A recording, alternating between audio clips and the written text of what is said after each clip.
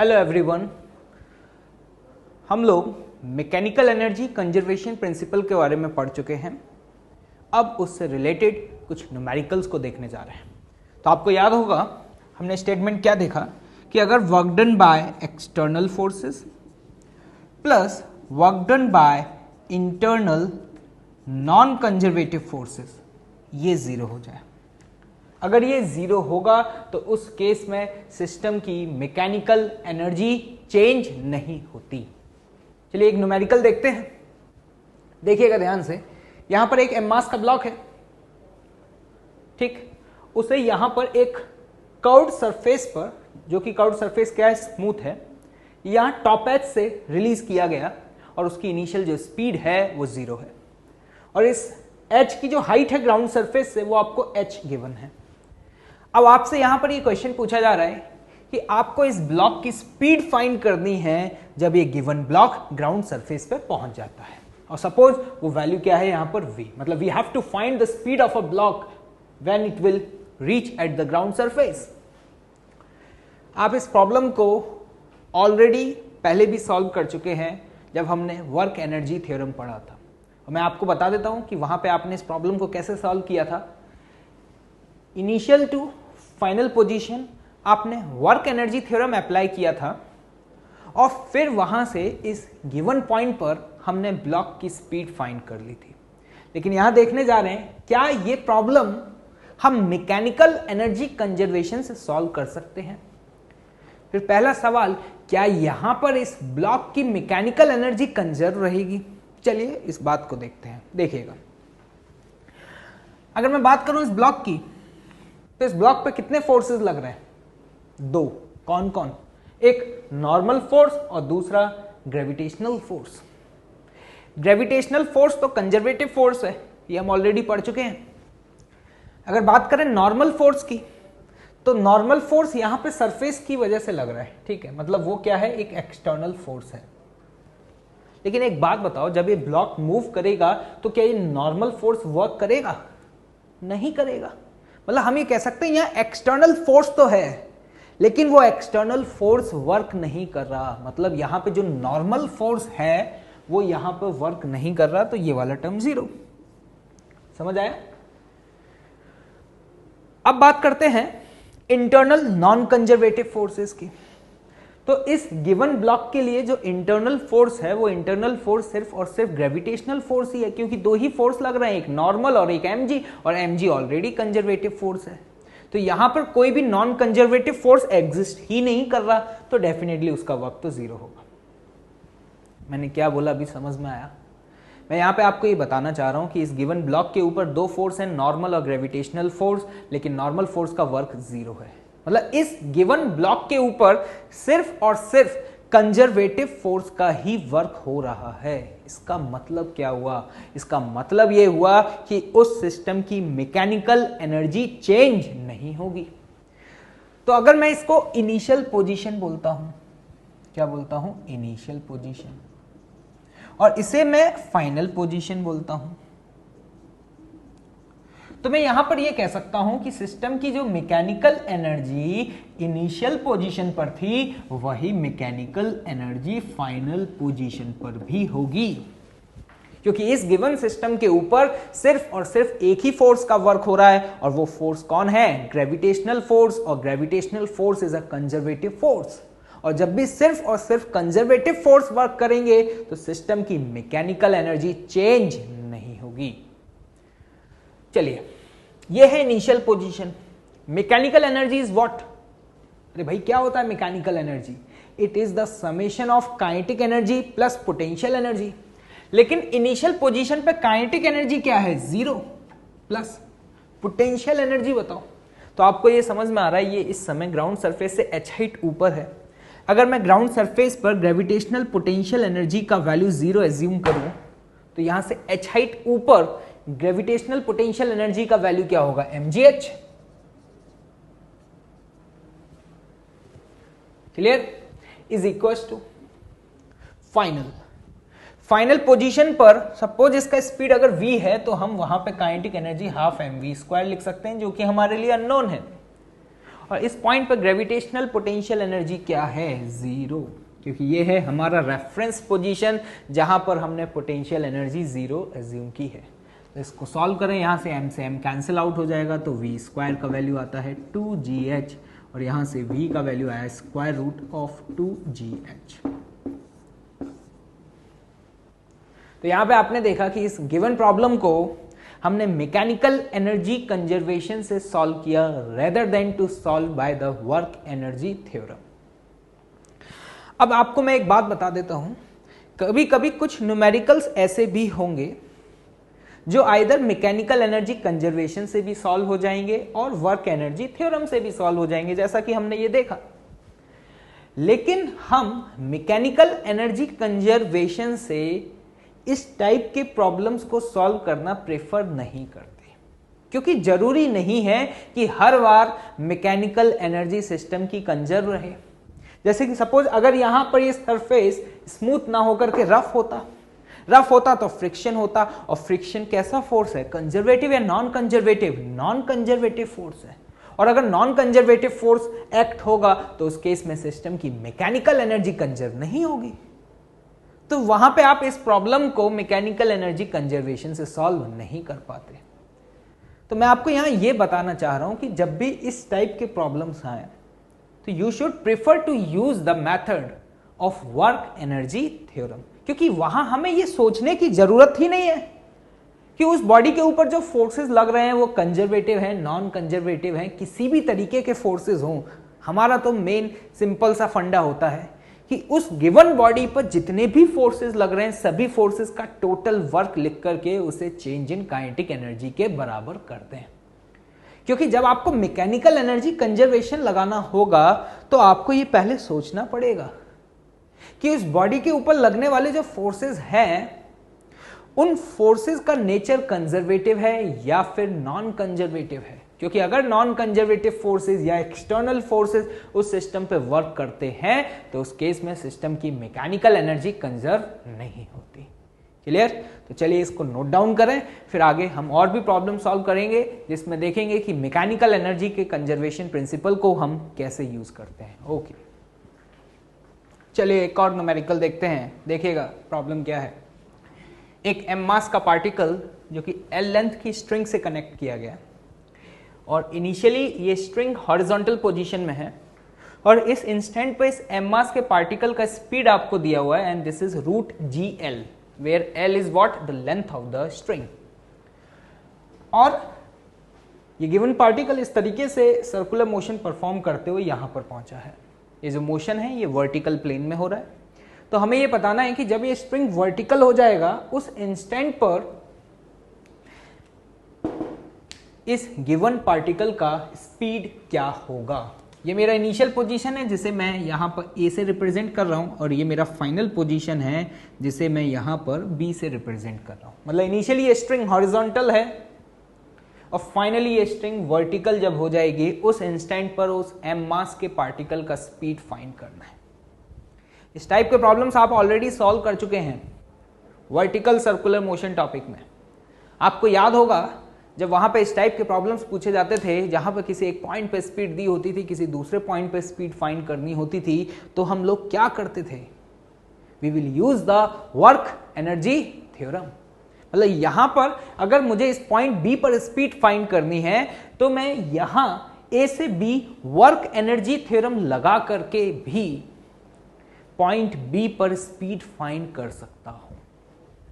तो अब क्वेश्चन ये अराइज होता है कि फिर इस गिवन प्रॉब्लम को यहां पर क्यों बताया जा रहा है। तो देखिए मैं यहां पर आपको कुछ इंपॉर्टेंट बात बताने जा रहा हूं कि वर्टिकल सर्कुलर मोशन में आपने जहां पर भी वर्क एनर्जी थ्योरम लगाई थी ना, उन गिवन प्रॉब्लम्स को आप मैकेनिकल एनर्जी कंजर्वेशन से भी प्रोसीड कर सकते हैं। क्योंकि ना वर्टिकल सर्कुलर मोशन उस m मास के पार्टिकल की टोटल मैकेनिकल एनर्जी हमेशा कंजर्व रहती है during the motion.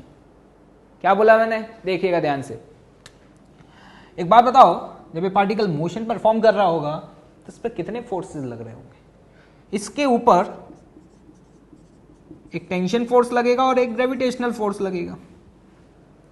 Gravitational force कैसा फोर्स है? एक कंजर्वेटिव फोर्स है, और कंजर्वेटिव फोर्सेस की वजह से सिस्टम की मैकेनिकल एनर्जी तो चेंज नहीं होती, ये हम पढ़ चुके हैं। During the motion what is the work done by tension force? Zero, ये हमें पता है। टेंशन फोर्स का वर्क क्या होता है? जीरो। तो मैं यहां पर एक बात बोल सकता हूं कि यहां पर एक्सटर्नल फोर्स तो है। अरे भाई, एक्सटर्नल फोर्स कौन लगा रहा है? इस रस्सी में जो टेंशन फोर्स है वही तो एक्सटर्नल फोर्स है। तो एक्सटर्नल फोर्स है, लेकिन उस एक्सटर्नल फोर्स का वर्क क्या है? जीरो। और इंटरनल जो फोर्सेस हैं वो कंजर्वेटिव हैं, ग्रेविटेशनल फोर्स। तो इसका मतलब क्या हुआ कि एक्सटर्नल फोर्स का वर्क जीरो है, और यहां पर कोई नॉन कंजर्वेटिव फोर्स है ही नहीं जो कि वर्क कर रहा हो। तो मतलब कि सिस्टम की मैकेनिकल एनर्जी क्या रहेगी? कंजर्व रहेगी। इस बात को याद रखिएगा। In case of a vertical circular motion, जब वो पार्टिकल सर्कुलर मोशन परफॉर्म कर रहा होता है, उस दौरान उसकी मैकेनिकल एनर्जी कंजर्व रहती है। देखिएगा जरा, इस प्रॉब्लम को प्रोसीड करते हैं मैकेनिकल एनर्जी कंजर्वेशन से। तो ये मेरा इनिशियल पोजीशन, ये मेरा फाइनल पोजीशन, इसे मैं अपना रेफरेंस पोजीशन कंसिडर कर रहा हूं। और यहां पर हम ये अज्यूम कर रहे हैं कि जो पोटेंशियल एनर्जी है उसकी वैल्यू क्या है? जीरो। हम कहीं भी रेफरेंस पोजीशन कंसिडर कर सकते हैं। तो मैंने इसे अपना रेफरेंस पोजीशन कंसिडर किया, और यहां पर पोटेंशियल एनर्जी क्या है? जीरो। तो बताएं क्या लिखेंगे मैकेनिकल एनर्जी कंजर्वेशन के हिसाब से प्रिंसिपल? हम ये जानते हैं कि मैकेनिकल एनर्जी जो इनिशियल पॉइंट है ए, और मैकेनिकल एनर्जी जो फाइनल पॉइंट है बी, इन दोनों पर सेम होगी। And the mechanical energy is what? It is the summation of kinetic and potential energy.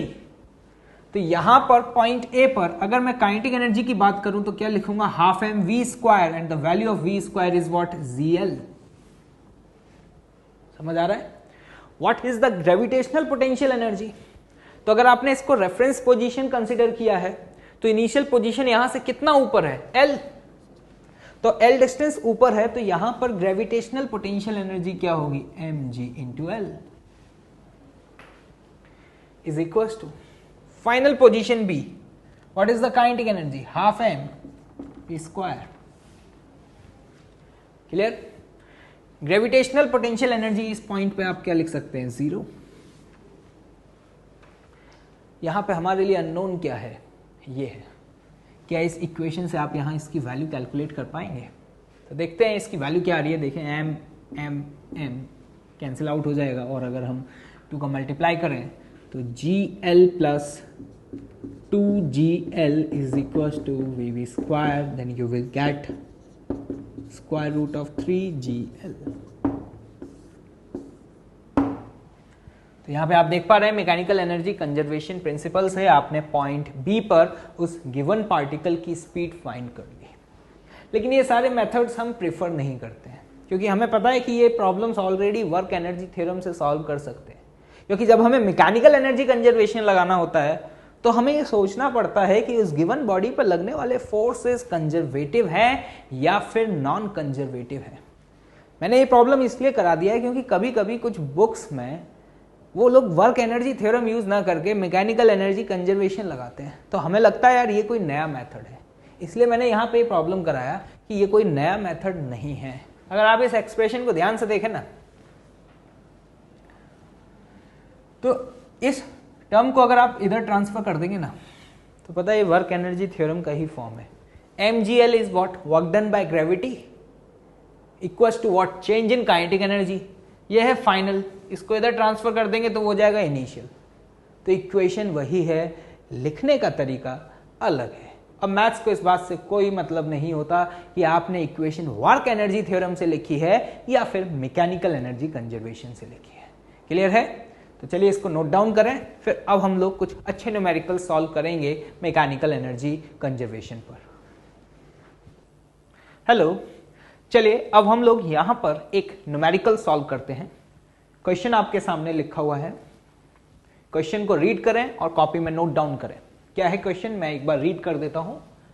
In presence of conservative forces only, potential energy of a particle depending on the position is defined as x square minus 2x.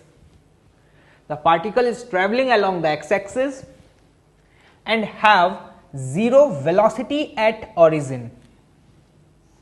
The mass of the particle is 2 kg. Find A part velocity at x equals to 1 meter and the B part maximum kinetic energy of the particle. काफी interesting question है और one of the most important question है. इस question में हम आगे further और भी पार्ट सॉल्व करेंगे. अभी यहाँ पे हमें ये 2 पार्ट्स सॉल्व करने हैं.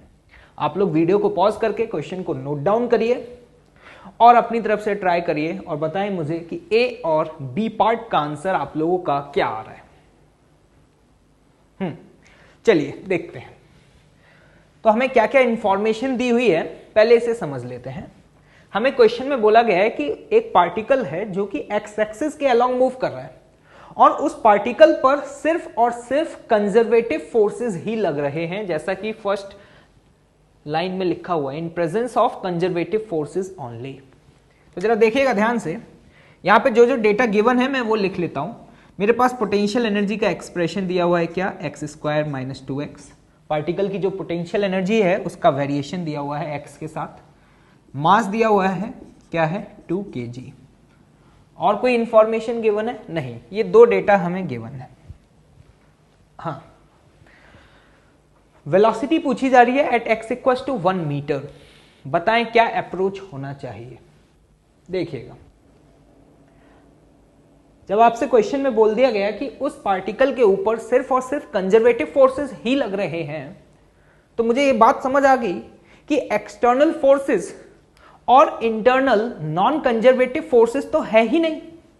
और ये हम देख चुके हैं मैकेनिकल एनर्जी कंजर्वेशन प्रिंसिपल से कि work done by external forces plus internal non conservative forces अगर 0 है तो उस केस में सिस्टम की मैकेनिकल एनर्जी क्या होती है, कंजर्व होती है. क्लियर. तो यहां पर हम देखेंगे कि मैकेनिकल एनर्जी कंजर्वेशन से किस तरीके से यहां पर ये वैल्यूज कैलकुलेट की जा सकती है. तो हमें पता है कि सिर्फ अगर कंजर्वेटिव फोर्सेस लग रहे हैं तो सिस्टम की मैकेनिकल एनर्जी कंजर्व होगी. क्लियर. और मैकेनिकल एनर्जी क्या होती है, kinetic energy plus potential energy. अब देखो यहां पे और कोई इंफॉर्मेशन गिवन है क्या. हाँ, क्या गिवन है, zero velocity at origin. Origin मतलब x इक्वल्स टू 0 पर वेलोसिटी 0 है, ये भी गिवन है. तो एक बात बताओ, अगर मैं तुमसे पूछूं कि at x equals to 0 kinetic energy क्या होगी. काइनेटिक एनर्जी आप जानते हैं हाफ mv² होती है, लेकिन ऑरिजिन पर स्पीड 0 है तो काइनेटिक एनर्जी 0 होगा. ये है kinetic energy eight origin. Potential energy बताएं, ये कैसे बताएंगे. पोटेंशियल एनर्जी का आपको एक्सप्रेशन दिया हुआ है, तो अगर आप यहां पे x इक्वल टू 0 पुट कर देंगे तो आपको पोटेंशियल एनर्जी मिल जाएगी. मेरी बात समझ में आ रही है. तो बताएं x इक्वल टू 0 पुट करने पे पोटेंशियल एनर्जी की वैल्यू क्या आती है, 0. काइनेटिक भी 0, पोटेंशियल भी 0, और अगर इन दोनों का हम समेशन कर दें तो हमारे पास x इक्वल टू 0 पर मैकेनिकल एनर्जी क्या आ गई, 0. ये हमने x इक्वल टू 0 पर निकाला है. लेकिन एक बात तय है कि हर एक x की वैल्यू के लिए सिस्टम की टोटल मैकेनिकल एनर्जी 0 ही रहेगी. ये है इंपॉर्टेंट स्टेटमेंट. मैंने क्या बोला फिर से रिपीट कर रहा हूं, ध्यान से सुनिएगा. x इक्वल टू 0 पर मेरे लिए सिस्टम की मैकेनिकल एनर्जी निकालना आसान था. क्यों? क्योंकि x इक्वल टू 0 पर मुझे पार्टिकल की स्पीड के बारे में इंफॉर्मेशन दी हुई थी. तो अगर मुझे स्पीड पता है तो काइनेटिक एनर्जी पता है, जो कि मेरी 0 आई, और पोटेंशियल एनर्जी भी 0 आया. इन दोनों का समेशन किया तो मेरी mechanical energy 0 I at x equal to 0. लेकिन ये तय है कि मैं x की किसी भी वैल्यू पर कैलकुलेट कर लूं, मेरे सिस्टम की मैकेनिकल एनर्जी हर एक x की वैल्यू के लिए 0 आनी चाहिए, क्योंकि सिस्टम की मैकेनिकल एनर्जी क्या है, कंजर्व है. कंजर्व मतलब कांस्टेंट है. क्लियर. तो चलिए अब हम बात करते हैं velocity at x equal to 1 metre. अब आते हैं क्वेश्चन के ए पार्ट पर. हमें वेलोसिटी निकालनी है. अगर मैं at x equal to 1 metre A part की बात कर रहे हैं, आपसे पोटेंशियल एनर्जी पूछूं तो क्या लिखेंगे, एट x इक्वल टू 1. कैसे निकालेंगे, x इक्वल टू 1 यहां पुट कर दें तो क्या आ रहा है, 1 का square minus 2 into 1, this is what -1। Clear? अगर मुझे काइनेटिक एनर्जी लिखनी है एट x इक्वल टू 1, तो काइनेटिक एनर्जी लिखूंगा हाफ m। मास मुझे गिवन है कितना, 2 इंटू वेलोसिटी का स्क्वायर, वेलोसिटी अननोन है मेरे लिए। और इन दोनों का अगर हम समेशन करें, पोटेंशियल एनर्जी एट 1, ये this is what, mechanical energy. और मैकेनिकल एनर्जी कंजर्व है, तो जो x इक्वल टू 0 पे मैकेनिकल एनर्जी थी, वही mechanical energy x equal to 1 पे होगा। तो x इक्वल टू 1 पे भी मैकेनिकल एनर्जी 0 लिख सकता हूं। ये बात समझ में आई? क्योंकि सिस्टम पर सिर्फ कंजर्वेटिव फोर्सेस लग रहे हैं, और अगर सिर्फ कंजर्वेटिव फोर्सेस हैं तो उस केस में सिस्टम की टोटल मैकेनिकल एनर्जी चेंज नहीं होती। पोटेंशियल एनर्जी -1, काइनेटिक एनर्जी की value plus v square equal to 0, तो यहां से v का वैल्यू आता है आपके पास 1 मीटर पर सेकेंड। अप्रोच समझ में आया? जो डेटा गिवन था उनकी हेल्प से सबसे पहले हमने टोटल मैकेनिकल एनर्जी निकाल ली एक नोन पॉइंट पर, और फिर हमें पता है कि x की किसी भी वैल्यू के लिए ये मैकेनिकल एनर्जी चेंज नहीं होगी। हमें वेलोसिटी पूछी गई थी x इक्वल टू 1 पर, हमने x इक्वल टू 1 पर फिर से मैकेनिकल एनर्जी निकाली और उसे 0 के इक्वेट कर दिया। क्लियर? ओके। बी पार्ट क्या पूछा गया है? Maximum kinetic energy of the particle. अब मुझसे पूछा जा रहा है कि इस गिवन पार्टिकल की मैक्सिमम काइनेटिक एनर्जी क्या होगी, क्या किया जाए। हमें नहीं पता कि काइनेटिक एनर्जी x की किस वैल्यू के लिए मैक्सिमम होगी। पहला क्वेश्चन तो यही है कि x की क्या वैल्यू होनी चाहिए जिसके लिए सिस्टम की काइनेटिक एनर्जी क्या हो, मैक्सिमम। तो चलिए देखते हैं, इसको मैं रफ कर रहा हूं, देखिएगा। मैं किसी जनरल x पे बात करता हूं, eight x equal to x0, तो वहां पे मुझे पता है अगर मैं पोटेंशियल एनर्जी की वैल्यू लिखना चाहूंगा तो पोटेंशियल एनर्जी की वैल्यू होगी x square minus 2x, x की वैल्यू अगर x0 है। काइनेटिक एनर्जी नहीं पता, ठीक। लेकिन एक बात तय है कि इन दोनों का समेशन, किसका, potential energy plus kinetic energy का समेशन x की किसी भी वैल्यू के लिए 0 आएगा, क्योंकि सिस्टम की टोटल मैकेनिकल एनर्जी क्या है, 0, जो कि कांस्टेंट है। तो यहां से आप ध्यान से देखिएगा, काइनेटिक एनर्जी की वैल्यू को क्या लिख सकते हैं इन टर्म्स ऑफ पोटेंशियल एनर्जी। अगर ये वैल्यू यहां पे पुट कर दें तो यहां से काइनेटिक एनर्जी का एक्सप्रेशन आपके पास आएगा, उसको अगर राइट हैंड साइड में ट्रांसफर करेंगे तो 2x0 माइनस x0 स्क्वायर, ये है काइनेटिक एनर्जी का एक्सप्रेशन। और यहां पर आपको क्या फाइंड करना है, मैक्सिमम काइनेटिक एनर्जी। तो हमें यह तो पता चले कि काइनेटिक एनर्जी की वैल्यू x की किस वैल्यू के लिए मैक्सिमम होगी, तो ये हम फाइंड करना जानते हैं। कैसे? किसी भी फंक्शन का जब भी हमें मैक्सिमा या मिनिमा फाइंड करना होता है तो याद करो हम क्या करते हैं, उस फंक्शन को डिफरेंशिएट करके 0 कर देते हैं। तो मुझे अगर काइनेटिक एनर्जी की मैक्सिमम वैल्यू फाइंड करनी है तो मैं यहां पर कहूंगा कि जहां भी इसकी वैल्यू मैक्सिमम होगी वहां पर x के रिस्पेक्ट में डिफरेंशिएशन क्या होना चाहिए, 0। अब मैथमेटिक्स से क्या आप इस एक्सप्रेशन को डिफरेंशिएट कर सकते हैं x के रिस्पेक्ट में? तो बताएं, x के रिस्पेक्ट में जब डिफरेंशिएट करेंगे तो आप क्या लिखेंगे, वैल्यू 2 माइनस 2x0 और ये वैल्यू 0। तो देखिए वैल्यू को अगर 0 करें तो यहां से x0 की वैल्यू आती है आपकी क्या, 1 मीटर। मतलब x इक्वल टू 1 मीटर पर काइनेटिक एनर्जी मैक्सिमम होगी। अभी तो ये पता चला, अभी क्वेश्चन सॉल्व नहीं हुआ, मुझे मैक्सिमम काइनेटिक एनर्जी फाइंड करनी है। तो मैं क्या करूं, मेरे पास यहां पे जो एक्सप्रेशन दिया हुआ है, अगर यहां पे x इक्वल टू 1 मीटर में पुट कर दूंगा तो क्या मेरे पास रिजल्ट आ जाएगा? बिल्कुल। तो x इक्वल टू 1 यहां पे अगर हम सब्स्टिट्यूट करें then we will get the maximum kinetic energy, जो कि कितना आ रहा है आपका, 2 into 1 minus 1 square and this is what, 1 joule. This is the maximum kinetic energy. उम्मीद कर रहा हूं कि आपको समझ में आया होगा। फिर से रिपीट कर रहा हूं, दोबारा से देखिएगा हमने क्या किया। हमें यह बात नहीं पता कि पार्टिकल किस पोजीशन पर होगा जब उसकी काइनेटिक एनर्जी मैक्सिमम होगी, तो हमने x की किसी जनरल वैल्यू के लिए potential energy plus kinetic energy लिखी और हम जानते हैं पोटेंशियल प्लस काइनेटिक एनर्जी का जो सम है वो किसके बराबर होता है, मैकेनिकल एनर्जी के बराबर। अब मैकेनिकल एनर्जी हमें पता है इस गिवन क्वेश्चन में कांस्टेंट है और उसकी वैल्यू कितनी आई थी निकल करके 0, तो इस वैल्यू को हमने 0 कर दिया। काइनेटिक एनर्जी का एक्सप्रेशन नहीं पता, लेकिन पोटेंशियल एनर्जी का एक्सप्रेशन मुझे पता है, मैंने वो वैल्यू पुट करी, तो यहां से मेरे पास काइनेटिक एनर्जी का expression in terms of x आ चुका है। अब इसके आगे ये मैथ्स है, आपको इसकी वैल्यू का मैक्सिमम फाइंड करना है। तो मैक्सिमम फाइंड करने के लिए हम क्या करते हैं, उस फंक्शन को डिफरेंशिएट करते हैं और उसे 0 करते हैं। तो जब हमने इसको x के रिस्पेक्ट में डिफरेंशिएट किया और 0 किया तो यहां से x का वैल्यू आया 1 मीटर, मतलब x इक्वल टू 1 मीटर पर सिस्टम की काइनेटिक एनर्जी क्या होगी, मैक्सिमम। तो यहां पर x इक्वल टू 1 पुट किया तो हमारे पास मैक्सिमम काइनेटिक एनर्जी आती है 1 जूल। क्लियर है? उम्मीद कर रहा हूं कि समझ आ गया होगा। इसे नोट डाउन करें, इसके बाद फर्दर हम इस क्वेश्चन के और भी पार्ट्स सॉल्व करेंगे। ठीक है, ओके। चलिए उसी गिवन प्रॉब्लम के अगले 2 पार्ट्स और देखते हैं, सी और डी। सी पार्ट क्या है, kinetic energy of particle at x equal to 4 metre. हमसे यहां पर x इक्वल टू 4 मीटर पर पार्टिकल की काइनेटिक एनर्जी पूछी जा रही है। बताएं क्या करना चाहिए।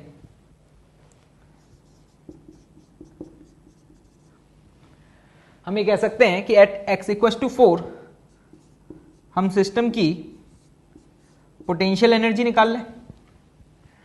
x इक्वल टू 4 पर अगर पोटेंशियल एनर्जी कैलकुलेट करनी है तो यहां पर इस एक्सप्रेशन में 4 पुट करना होगा, तो 4 का स्क्वायर माइनस 2 इंटू 4, तो ये वैल्यू क्या आ गई आपके पास 8 जूल। क्लियर? काइनेटिक एनर्जी नहीं पता, लेकिन एक बात बताओ मुझे कि kinetic energy x equal to 4 पर जो भी होगी plus potential energy at x equal to 4 जो भी होगा, इन दोनों का समेशन किसके बराबर होगा, मैकेनिकल एनर्जी के बराबर। तो मैं यहां पर ये बोल सकता हूं कि ये समेशन होगा किसके बराबर, mechanical energy at x equal to 4। लेकिन मुझे ये पता है कि सिस्टम की मैकेनिकल एनर्जी चेंज नहीं होगी, वही in presence of conservative forces only. तो mechanical energy x equal to 4 पर भी वही होगी जो x इक्वल टू 0 पर थी। Is it clear? और x इक्वल टू 0 पर मैकेनिकल एनर्जी क्या थी, 0। तो मैं कह सकता हूं ये समेशन क्या आएगा, 0। पोटेंशियल एनर्जी की वैल्यू पता है, तो मैं ये वैल्यू यहां अगर पुट कर दूं तो मेरे पास बताओ kinetic energy at x equal to 4 क्या आ रहा है, दिस इज माइनस 8 जूल। ये आ रहा है। आई होप कि यह आंसर आप लोगों का भी आना चाहिए, काफी आसान है, कुछ नहीं किया, वही सब कुछ सेम। x इक्वल टू 4 पर पोटेंशियल एनर्जी कैलकुलेट की, काइनेटिक एनर्जी नहीं पता थी, ये मेरे लिए अननोन है, लेकिन इन दो का समेशन मैंने 0 के इक्वेट कर दिया, तो ये वैल्यू आती है माइनस 8 जूल। क्या ये पॉसिबल है? किसी भी पार्टिकल की काइनेटिक एनर्जी क्या होती है, हाफ एम वी स्क्वायर। मास कभी नेगेटिव नहीं हो सकता, और स्पीड का आपने स्क्वायर कर दिया तो डेफिनेटली वो टर्म भी पॉजिटिव हो गया। तो आप ये जानते हैं कि किसी भी गिवन पार्टिकल का काइनेटिक एनर्जी नेगेटिव नहीं हो सकता। लेकिन यार मेरी वैल्यू तो नेगेटिव आ रही है, तो इतना तो तय है कि इट इज नॉट पॉसिबल, मतलब यहां कुछ गड़बड़ तो हुई है, क्योंकि काइनेटिक एनर्जी नेगेटिव नहीं हो सकती और ये वैल्यू नेगेटिव आ रही है, तो यहां पर कुछ तो गड़बड़ है। अब वो गड़बड़ क्या है वो समझना होगा, ये बात इंपॉर्टेंट है। तो यहां पर एक बात मैं बोल सकता हूं कि x इक्वल टू 4 पर अगर काइनेटिक एनर्जी नेगेटिव है तो इसका मतलब यह है कि जो पार्टिकल है वो x इक्वल टू 4 पर तो पाया ही नहीं जाएगा। इसी बात को हम ऐसे बोल सकते हैं कि पार्टिकल कभी भी x इक्वल टू 4 मीटर पर पहुंचेगा ही नहीं, या हम कह सकते हैं कांट बी फाउंड। अभी और क्लियर हो जाएगा, बस पहले आप ये समझ लें कि x इक्वल टू 4 पर पार्टिकल पॉसिबल है ही नहीं कि वहां प्रेजेंट हो। क्यों? क्योंकि x इक्वल टू 4 पर काइनेटिक एनर्जी नेगेटिव आ रही है और किसी भी पार्टिकल की काइनेटिक एनर्जी नेगेटिव नहीं हो सकती। क्लियर है? उम्मीद कर रहा हूं कि इतना समझ आ गया होगा। ठीक है, डी पार्ट क्या है, range of x in which can be found, in which particle can be found. अब आपसे x की वो रेंज पूछी जा रही है, मतलब x की वो वैल्यूज बतानी है जिन रेंज में वो पार्टिकल प्रेजेंट होगा, मतलब उस रेंज के बीच में पार्टिकल कहीं भी हो सकता है। तो ये कैसे ट्राई करें? हम ये कह सकते हैं कि पार्टिकल सिर्फ और सिर्फ उसी रीजन में हो सकता है जिस रीजन में पार्टिकल की जो काइनेटिक एनर्जी है वो क्या हो, पॉजिटिव या जीरो। मैंने क्या बोला देखिएगा, अगर मुझे डी ऑप्शन सॉल्व करना है तो मैं ये कह सकता हूं कि पार्टिकल वहीं पाया जा सकता है जहां पर उसकी काइनेटिक एनर्जी या तो ग्रेटर देन जीरो हो या फिर इक्वल टू जीरो हो। जीरो हो सकता है अगर पार्टिकल रेस्ट पे हो तो, लेकिन नेगेटिव नहीं हो सकता। ये तय है, क्लियर? ये बात समझ आ गई? तो यहां पर काइनेटिक एनर्जी ग्रेटर देन और इक्वल टू जीरो करना होगा। और आप एक बात जानते हैं कि मैं सिस्टम की काइनेटिक एनर्जी की वैल्यू क्या लिख सकता हूं? मैं काइनेटिक एनर्जी लिख सकता हूं mechanical energy minus potential energy. उम्मीद कर रहा हूं ये बात समझ आ रही होगी। और मैकेनिकल एनर्जी हमें इस गिवन क्वेश्चन में पता है। इस गिवन क्वेश्चन में मैकेनिकल एनर्जी का वैल्यू क्या है? जीरो। माइनस पोटेंशियल एनर्जी, और पोटेंशियल एनर्जी का वैल्यू क्या दिया हुआ है आपको? X square minus 2x। ये देखिएगा क्या किया है। तो यहां से काइनेटिक एनर्जी का वैल्यू आपको मिल जाता है। काइनेटिक एनर्जी का वैल्यू क्या मिलता है आपको? 2x minus x square. This is the kinetic energy and it should be greater than और इक्वल टू जीरो। समझ आया क्या किया? मैंने यहां पर बोला कि पार्टिकल सिर्फ और सिर्फ उसी रीजन में फाइंड किया जा सकता है जिस रीजन में उस पार्टिकल की काइनेटिक एनर्जी या तो पॉजिटिव हो या फिर जीरो हो। और काइनेटिक एनर्जी का ये एक्सप्रेशन आ गया। अब ये मैथ्स है, आपको x की वो वैल्यूज फाइंड करनी है जिसके लिए ये टर्म क्या आएगा? पॉजिटिव या इक्वल टू जीरो। तो ये आप जानते हैं, आप पढ़ चुके हैं ऑलरेडी। किस तरीके से करें देखिए, ग्राफ से देख लेते हैं, आसान होगा आपके लिए। देखिएगा 2x माइनस एक्स स्क्वायर आपको दिखाई दे रहा है। ये क्वाड्रेटिक इक्वेशन है जिसमें एक्स स्क्वायर का कोफिशिएंट नेगेटिव है। तो अगर मैं यहां पर ग्राफ ड्रॉ करूं काइनेटिक एनर्जी का, किसका ग्राफ? काइनेटिक एनर्जी का x के साथ, तो उसका ग्राफ पैराबोलिक बनेगा और वो डाउनवर्ड बनेगा। ये बात समझ में आ रही है? क्योंकि एक्स स्क्वायर का कोफिशिएंट नेगेटिव है तो पैराबोला ओपनिंग डाउनवर्ड, क्वाड्रेटिक में आपने पढ़ा होगा। और इस क्वाड्रेटिक के रूट्स क्या आ रहे हैं? एक्स इक्वल टू जीरो और एक्स इक्वल टू टू। तो ये वैल्यू तो हो गई एक्स इक्वल टू जीरो और ये वैल्यू हो गई एक्स इक्वल टू टू। तो आप ध्यान से देखें, ये वाला वो जोन है जिस जोन में सिस्टम की काइनेटिक एनर्जी पॉजिटिव है 2 से इंफिनिटी। और इधर अगर आप लेफ्टवर्ड डायरेक्शन में जाएंगे बियॉन्ड द ओरिजिन तो भी ये काइनेटिक एनर्जी क्या है? नेगेटिव। तो मैं यहां पर ये बोल सकता हूं कि जो सिस्टम है उसकी काइनेटिक एनर्जी पॉजिटिव किस जोन में है? कहां से कहां तक? x की वैल्यू बताएं कहां से कहां तक जाएगा। तो हम बोल सकते हैं x belongs to closed bracket 0 से 2। ये समझ आया?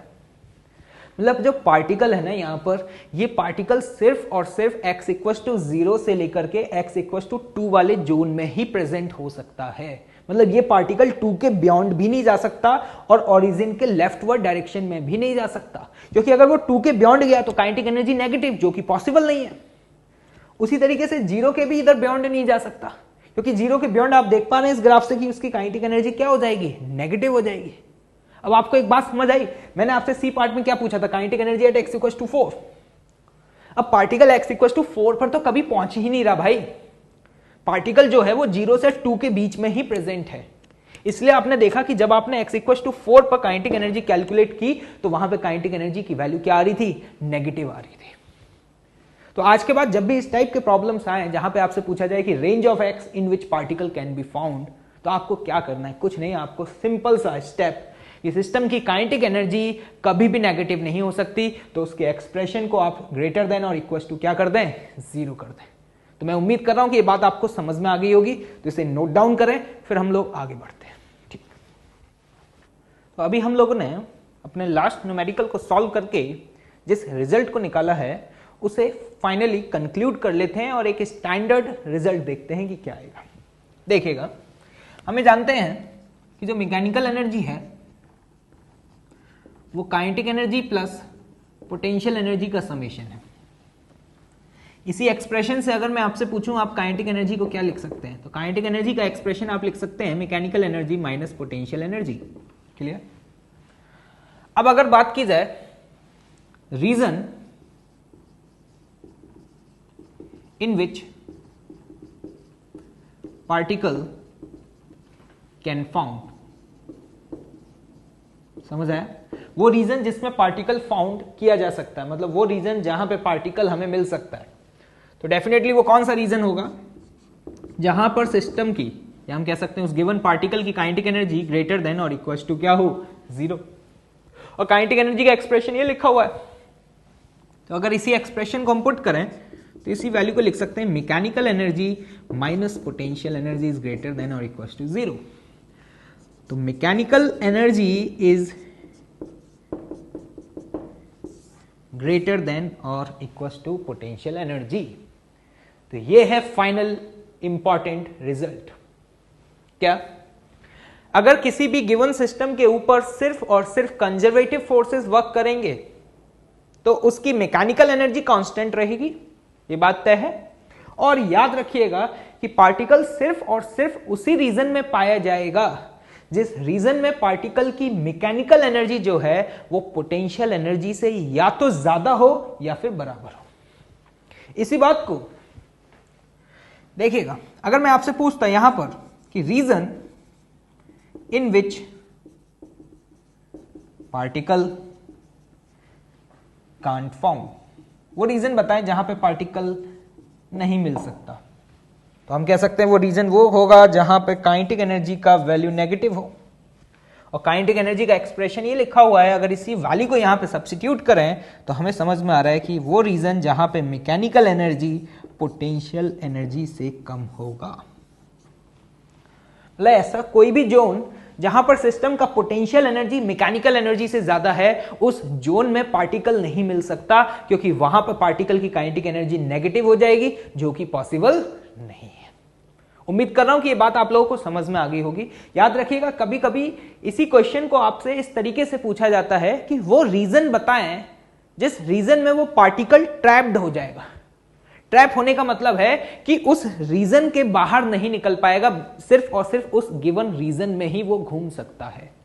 जैसे कि ये बोला ना, region in which particle can found, इसी बात को ऐसे भी बोला जा सकता है region in which particle can be trapped. जैसे अभी हमने प्रीवियस क्वेश्चन जो सॉल्व किया, वहां पे वो पार्टिकल जो था वो x=0 से x=2 मीटर के बीच में ही मूव कर सकता था। तो पार्टिकल हम कह सकते हैं उस रीजन में ट्रैप्ड हो चुका है। ट्रैप होने का मतलब वो अब उस रीजन के बाहर नहीं जा पाएगा, उस विद इन रीजन के अंदर ही वो क्या कर पाएगा, मूव कर पाएगा। अभी और न्यूमेरिकल को सॉल्व करेंगे तो आपको समझ आ जाएगा। ये हमारे लिए काफी इंपॉर्टेंट है ये समझ पाना कि जब भी इस टाइप के प्रॉब्लम्स पूछे जाएं और आपसे पूछा जाए कि वो रीजन फाइंड करें जहां पे पार्टिकल हमें मिल सकता है, तो हम देखेंगे वो कौन सा रीजन है जहां मैकेनिकल एनर्जी का वैल्यू पोटेंशियल एनर्जी से ज्यादा या फिर उसके बराबर है, और वो रीजन जहां पे पार्टिकल नहीं मिल सकता वो जस्ट इसका क्या होगा, रिवर्स होगा। क्लियर है? नोट डाउन करें इसे, आगे और भी न्यूमेरिकल सॉल्व करेंगे तो आपको और बेहतर तरीके से समझ आएगा। चलिए एक न्यूमेरिकल देखते हैं, क्या है, find the range of x in which particle can be found. अभी हमने जो कॉन्सेप्ट सीखा था, यहां पर हमें एक बात समझ में आई थी कि पार्टिकल सिर्फ और सिर्फ उसी रीजन में पाया जा सकता है जिस रीजन में उस पार्टिकल की मैकेनिकल एनर्जी पोटेंशियल एनर्जी से या तो ज्यादा हो या फिर बराबर हो। या इसी बात को हम ऐसे बोल सकते हैं कि पार्टिकल उसी रीजन में पाया जा सकता है जिस रीजन में उस गिवन पार्टिकल की काइनेटिक एनर्जी पॉजिटिव या फिर 0 हो। क्लियर? तो इस कॉन्सेप्ट पे बेस्ड हमसे कभी कभी ऐसे भी क्वेश्चंस पूछे जाते हैं जहां पर आपको पोटेंशियल एनर्जी का ग्राफ दिया होता है। जैसे कि ध्यान से देखिएगा, यहां पर y एक्सिस पे पोटेंशियल एनर्जी और x एक्सिस पे पोजीशन प्लॉट की गई है, और एक गिवन पार्टिकल का जो पोटेंशियल एनर्जी का वेरिएशन है ना, वो आपको दिया हुआ है। ये जो ब्लैक लाइन से कर्व दिखाई दे रहा है ना, ये है पोटेंशियल एनर्जी का कर्व। ठीक है? और यहां पे आप देख पा रहे होंगे एक हॉरिजॉन्टल लाइन ड्रॉ किया गया है जो कि ब्लू कलर से ड्रॉ किया गया है। ये जो हॉरिजॉन्टल लाइन है ना, ये आपको यहां पर मैकेनिकल एनर्जी बता रहा है, और आप यहाँ पे देख करके समझ पा रहे होंगे कि अगर ये लाइन बिल्कुल हॉरिजॉन्टल है तो इसका मतलब ये हुआ कि सिस्टम की मैकेनिकल एनर्जी क्या है, कांस्टेंट है। अब यहां पर ये ग्राफ देख करके आपसे पूछा जा रहा है कि बता दो एक्स की वो पोजीशन जहां पर हमें पार्टिकल मिल सकता है या पाया जा सकता है, तो क्या करना चाहिए। अभी हमें कॉन्सेप्ट समझ आ गया था, बहुत आसान है। इस तरीके के ग्राफ आपको बहुत ही कॉम्प्लिकेटेड भी ग्राफ बनाए जा सकते हैं। मैंने तो एक सिंपल सा ग्राफ बना दिया और आपसे फिर पूछा जा सकता है कि बताओ वो रीजन जहां पार्टिकल मिल सकता है। तो हमें पता है कि पार्टिकल उसी रीजन में फाउंड हो सकता है जहां उसकी मैकेनिकल एनर्जी पोटेंशियल एनर्जी से ज्यादा या बराबर हो। उम्मीद कर रहा हूं कि बात समझ आ गई होगी। अब जरा ध्यान से देखिएगा, ये रहा मैकेनिकल एनर्जी, तो हम ये कह सकते हैं ये मैकेनिकल एनर्जी का वेरियर है ना। पार्टिकल हमेशा उसी रीजन में पाया जाएगा जिस रीजन में उसकी पोटेंशियल एनर्जी मैकेनिकल एनर्जी से कम या बराबर हो। तो बताएं किस रीजन में है। तो देखें x1 से लेकर के, देखिएगा x1 से लेकर के x4, इस रीजन में पोटेंशियल एनर्जी वाला जो कर्व है वो मैकेनिकल एनर्जी के नीचे है। और अगर नीचे है तो इसका मतलब है कि गारंटी से मैकेनिकल एनर्जी पोटेंशियल एनर्जी से ज्यादा होगी। तो हमारा आंसर क्या होगा, जल्दी से बताएं। यहां पे हम कह सकते हैं कि पार्टिकल किस रीजन में पाया जाएगा, x1 से x4 तक। नहीं आया समझ?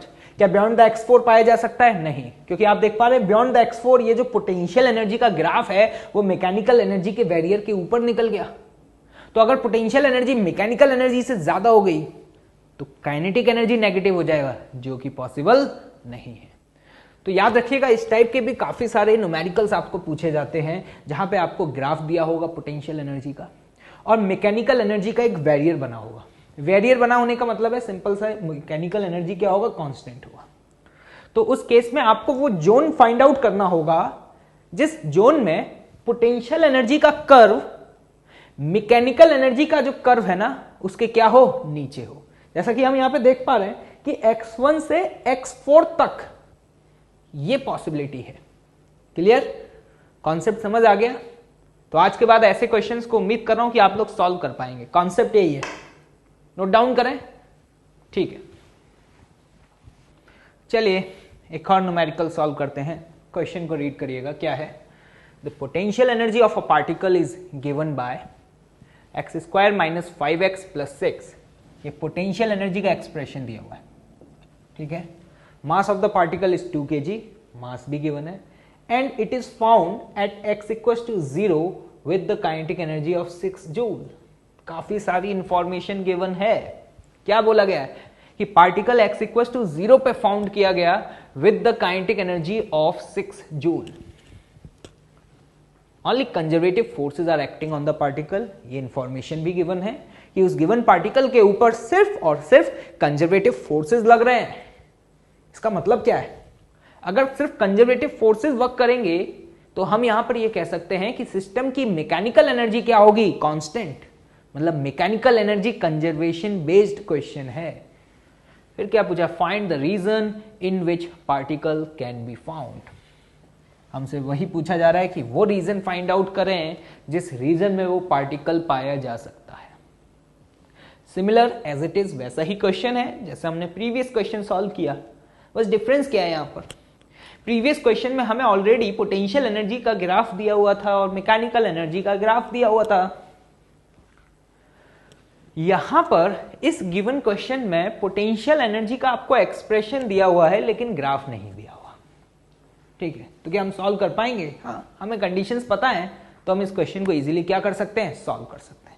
चलिए देखते हैं, जो डेटा गिवन है पहले उसे नोट डाउन कर लेते हैं। हमें potential energy as a function of x क्या दिया हुआ है, x² - 5x + 6। ओके, मास भी गिवन है 2 kg, काइनेटिक एनर्जी दिया हुआ है कहां पर, x = 0 पर, कितना, 6 जूल, ठीक है। क्वेश्चन को नोट डाउन करें और वीडियो को पॉज करके आप लोग ट्राई करें और बताएं आप लोगों का आंसर क्या आ रहा है। फिर देखते हैं क्रॉस चेक करके कि आप लोगों का आंसर मैच हो रहा है या नहीं हो रहा है। तो बताएं वो रीजन जिस रीजन में पार्टिकल फाउंड किया जा सकता है क्या होगा। तो हम जानते हैं वो रीजन वो होगा जहां पर सिस्टम की मैकेनिकल एनर्जी पोटेंशियल एनर्जी से ग्रेटर हो या उसके बराबर हो। यही है ना कंडीशन। मैकेनिकल एनर्जी कांस्टेंट रहेगी, ये बात तय है, क्योंकि क्वेश्चन में मेंशन है कि सिर्फ और सिर्फ कंजर्वेटिव फोर्सेस लग रहे हैं। लेकिन हमें यहां मैकेनिकल एनर्जी पता है क्या? हाँ पता है। कैसे? जब भी ऐसे क्वेश्चंस दिए जाए ना, तो आप ये देखें कि वहां पे आपको इनिशियल कंडीशंस क्या दी हैं। आपको काइनेटिक एनर्जी दी हुई है x इक्वल टू 0 पर। अगर मैं एट x इक्वल टू 0 आपसे पोटेंशियल एनर्जी पूछूं, क्या आप मुझे पोटेंशियल एनर्जी बता पाएंगे x इक्वल टू 0 पर? आसान है, x इक्वल टू 0 इस एक्सप्रेशन में पुट कर दें, आपको पोटेंशियल एनर्जी मिल जाएगा। तो देखिए x इक्वल टू 0 पुट करने पे पोटेंशियल एनर्जी क्या आ रही है? 6 जूल। और काइनेटिक एनर्जी भी पता है, तो मैं यहां पर बोल सकता हूं कि what is the mechanical energy at x equals to 0? It is the summation of kinetic and potential energy। अगर इन दोनों का समेशन करें तो ये वैल्यू क्या आती है? 12 जूल। ये मैंने यहां पर मैकेनिकल एनर्जी निकाली, लेकिन कहां पर? ओरिजिन पर। लेकिन खास बात पता है क्या है?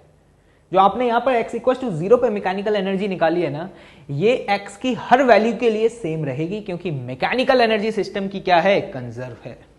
अब आपके लिए क्वेश्चन काफी आसान हो चुका है। आपको पता है कि हमें वो जोन फाइंड करना है जहां पे 12 इज ग्रेटर देन और इक्वल टू पोटेंशियल एनर्जी, और पोटेंशियल एनर्जी का एक्सप्रेशन हमें पता है x square minus 5x plus 6। Clear? अब ये मैथमेटिक्स है, आप लोग खुद सॉल्व कर सकते हैं।